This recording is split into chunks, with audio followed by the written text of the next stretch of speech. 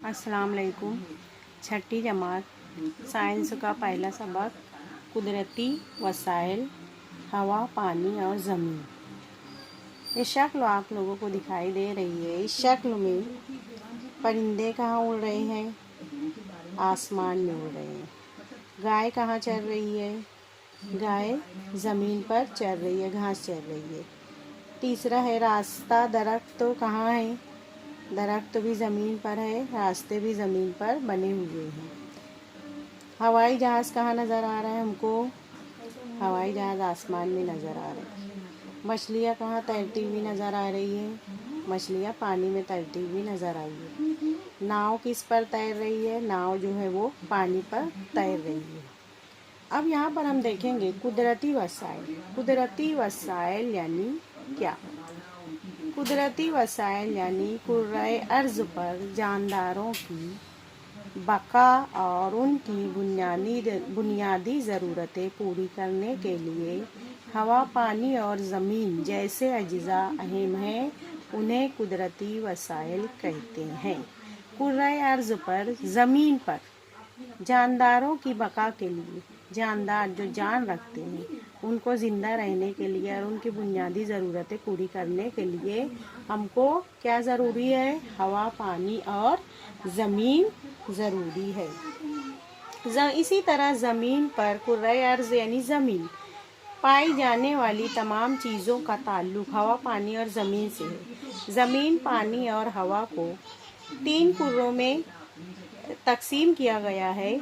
हजरी कुर्रा, आबी कुर्रा, फ़ज़ाई कुर्रा। ये 3 कुर्रे हैं। यहाँ पर ये फ़ज़ाई कुर्रा है, ये आबी कुर्रा है और ये हजरी कुर्रा है। फ़ज़ाई कुर्रा हवाई कुर्रा, फ़ज़ा यानी हवा। आबी कुर्रा पानी, पानी का जो कुर्रा है वो आबी कुर्रा कहलाता है। और हजरी कुर्रा मतलब ज़मीन।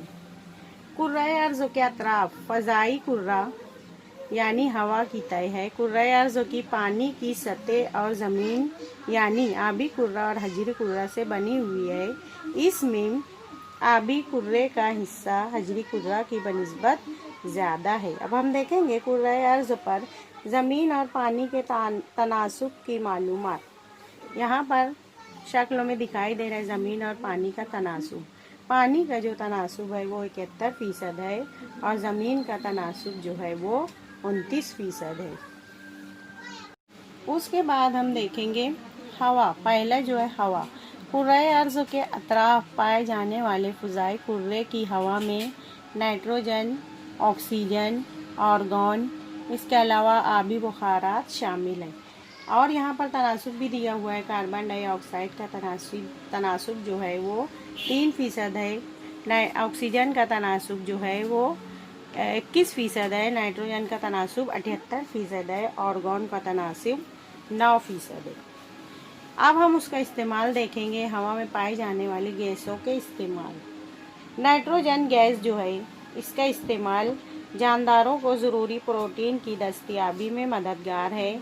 अमोनिया की तैयारी में और ग़िज़ाई अशिया को हवा बंद करने के लिए नाइट्रोजन गैस इस्तेमाल होती है। ऑक्सीजन का देखेंगे इस्तेमाल।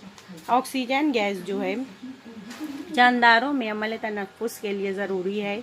इतराक के अमल में इस्तेमाल होती है। कार्बन डाइऑक्साइड नबातात इसे ग़िज़ा तैयार करने के लिए इस्तेमाल करते हैं। आग बुझाने वाले आले में कार्बन डाइऑक्साइड का इस्तेमाल होता है, क्योंकि नबातात जो है, पौधे जो है वो ऑक्सीजन गैस को खारिज करते हैं और कार्बन डाइऑक्साइड गैस को जज़्ब करते हैं। आर्गन बिजली के बल्ब में इस्तेमाल की जाती है। उसके अलावा दूसरी गैसें और है, हेलियम जैसे है।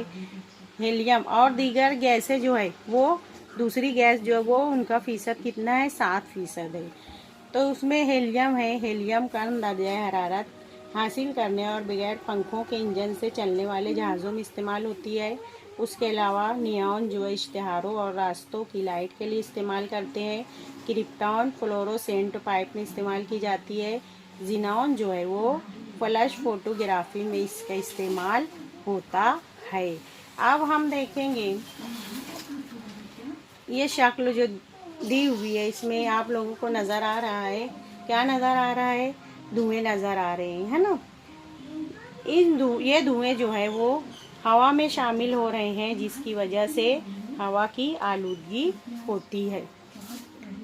ऊपर दी हुई तस्वीर में मुख्तलिफ चीज़ों से धुआं खारिज होता हुआ हमें नज़र आ रहा है, जिसकी वजह से हवा के अज्जा का तनासुब बिगड़ता है। उसको हवा की आलूदगी कहते हैं। सवारियों, बड़े बड़े कारखानों और ईंधन के इतराक, इसी तरह लकड़ी, कोयला जैसे ईंधन के अधूरे इतराक से खारिज होने वाली मुज़िर गैसों की वजह से दिन ब दिन हवा की आलूदगी जो है वो मुसलसल बढ़ते जा रही है। आलूदगी की 3 किस्में हैं: हवा की आलूदगी, पानी की आलूदगी और आवाज़ की आलूदगी। अब हम देखेंगे ओजोन तह। ओजोन तह जो है, इसे ओजोन तह को कुर्रे अर्ज़ का हिफाजती गिलाफ कहते हैं। ओजोन तह जो है फ़ज़ाई कुर्रे के कुर्रे मुतगय्यरा के निचले हिस्से में ओजोन की तह पाई जाती है। जानदारों के ज़िंदा रहने के लिए ओजोन का रास्त इस्तेमाल ना होने के बावजूद काफ़ी ऊंचाई पर कुर्रे अर्ज़ के अतराफ ओजोन की तह जानदारों के लिए बहुत अहम है, क्योंकि सूरज से आने वाली बालाए बनफशी शुआएं, ये शुआएं बहुत मुज़िर होती है, जो जानदारों के लिए नहायत मुज़िर है।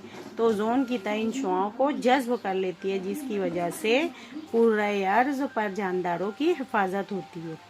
सबको ओजोन की अहमियत का अंदाज़ा हो, इसलिए 16 सितंबर को दुनिया भर में यौम तहफ़्फ़ुज़े ओजोन मनाया जाता है।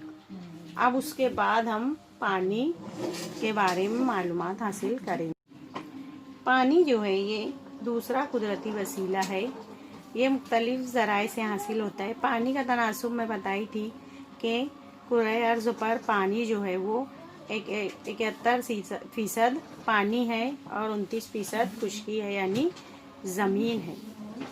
अब पानी का इस्तेमाल किन ज़राए से हमको पानी हासिल होता है? हम बड़े पैमाने पर पानी का इस्तेमाल करते हैं, है ना। आप लोगों ने कुर्रे अर्ज़ पर पानी मुनज़्ज़म तरीके से आबी दौर के ज़रिए हासिल होता है।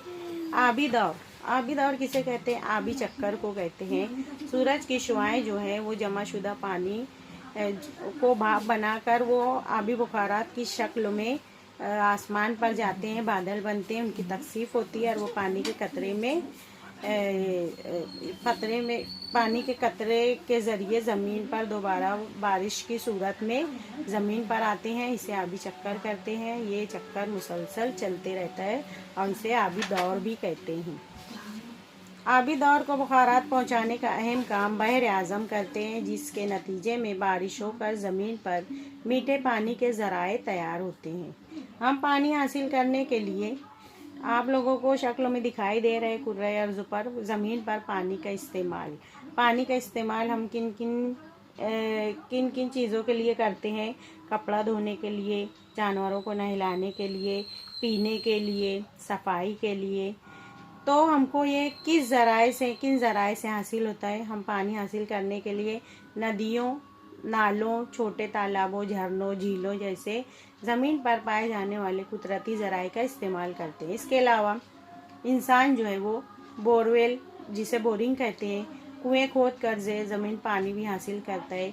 इसके साथ ही उसने नदियों पर भी कई छोटे बड़े बंद बांधे जाते हैं और पानी का ज़ख़ीरा किया जाता है। बढ़ती हुई आबादी, सनअत, ज़राअत के लिए पानी के बेतहाशा इस्तेमाल से अब पानी की किल्लत हो रही है, जो एक संगीन मसला है ना। बढ़ती हुई आबादी बहुत तेज़ी में बढ़ रही है। सनअतों में पानी का इस्तेमाल हो रहा है, ज़राअत के लिए पानी का इस्तेमाल हो रहा है, जिसकी वजह से पानी की किल्लत हो रही है। उसके बाद हम देखेंगे ज़मीन। हमें ज़मीन पत्थर, मिट्टी, बड़ी चट्टानों की शक्लों में नज़र आती है। वो हर जगह हमवार नहीं होती। ज़मीन कहीं पहाड़ी तो कहीं हमवार नज़र आती है। इंसान और तमाम बर्री हैवानात जो ज़मीन में रहते हैं, ज़मीन के अंदर बिल बना के रहते हैं। कुछ बर्री हैवानात रहने के लिए ज़मीन में बिल बनाते हैं। इसका मतलब है वो अपनी ज़रूरत पूरी करने के लिए ज़मीन का इस्तेमाल करते हैं। हम भी ज़मीन का इस्तेमाल ज़राअत, मकान और रास्तों के लिए करते हैं।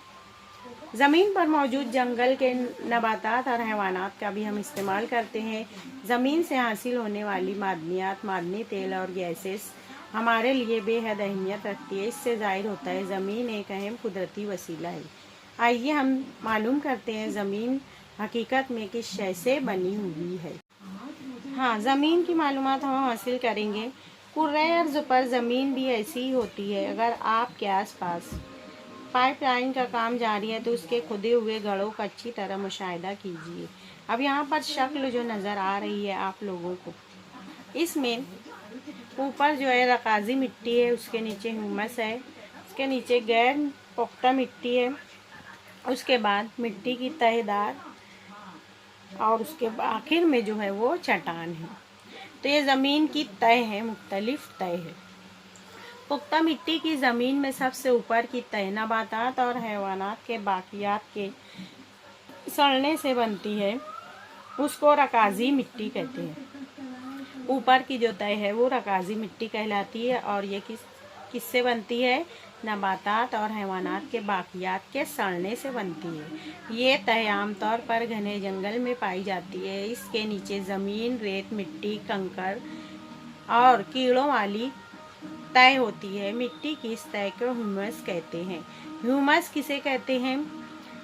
घने जंगलों में पाई जाती है। इसके नीचे ज़मीन, मिट्टी, है ना, और कंकड़ और कीड़ों वाली मुख्तलिफ किस्म के कीड़े मकोड़े होते हैं। इस तय को ह्यूमस कहते हैं। उसके नीचे की ज़मीन में मिट्टी और चट्टानों के टुकड़े पाए जाते हैं।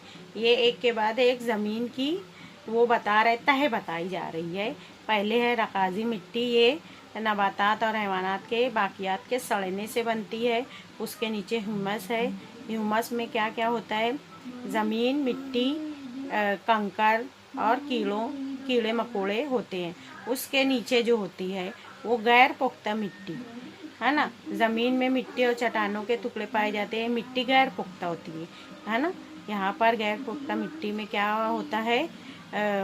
मिट्टी और चट्टानों के टुकड़े पाए जाते हैं। उसके नीचे और मिट्टी का तनासुब कम होकर चट्टानों का तनासुब बढ़ता है और नीचे जो होता है मिट्टी में पाए जाने वाली अहम मादनियात इन चट्टानों से हासिल होती है। आखिर में जो है वो चट्टान होती है। इसलिए मुख्तलिफ इलाकों की मिट्टी मुख्तलिफ होती है। इनका रंग साफ तो चट्टानों के लिहाज से होती है।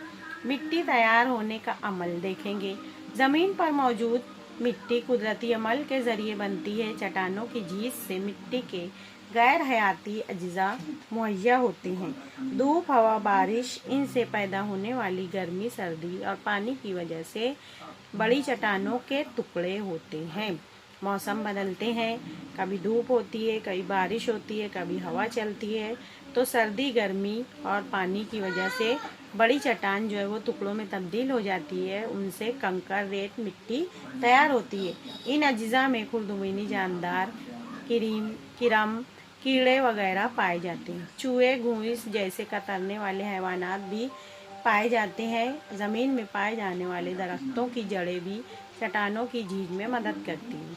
चट्टानों की झीज होती है, चट्टानों में तोड़ फोड़ होती है, उसे चट्टानों की झीज कहते हैं। जिसकी वजह से चट्टानों के बड़े बड़े जो टुकड़े होते हैं वो छोटे छोटे, इनकी झीज होती है, उनमें तोड़ फोड़ होती है, जिसकी वजह से वो बड़े टुकड़े छोटे टुकड़ों में तब्दील हो जाते हैं। मिट्टी बनने का अमल सुस्त रफ्तारी से मुसलसल जारी रहता है। मिट्टी बनने का अमल मुसलसल जारी रहता है, ये रुकता नहीं है ये अमल।